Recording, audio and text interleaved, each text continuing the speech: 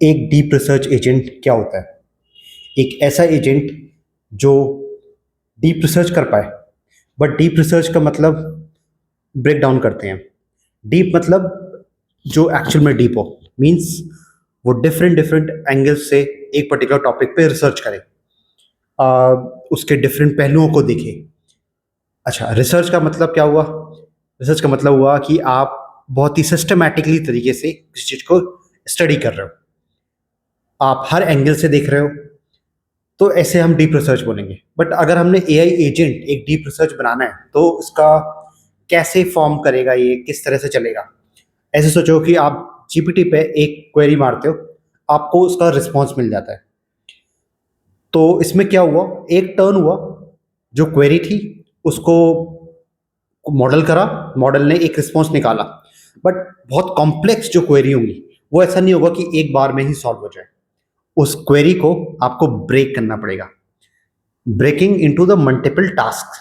जब separate task बनेंगे तो क्या होगा?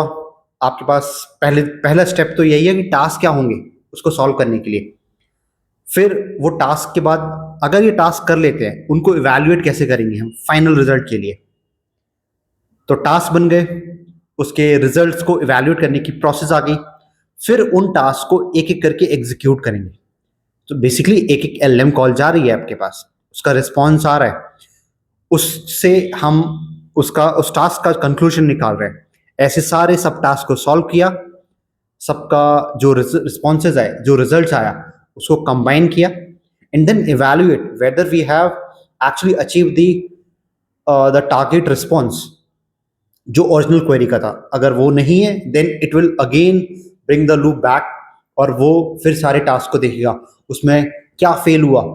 जो फेलियर वाला पार्ट था उसको ब्रेक करेगा उसके टास्क में, अगर उसको प्रॉपर करना है then it will run that cycle to some time.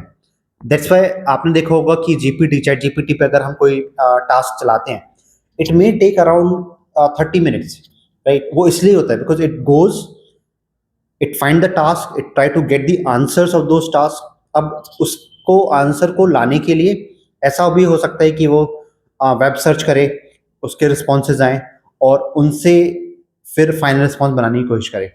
सो और एक दो चीज़ें भी हम डाल सकते हैं कि अपने लोकल सिस्टम पे फाइल सिस्टम को भी वो रीड कर पाए और उसके थ्रू फाइनल आंसर लाने की कोशिश करे।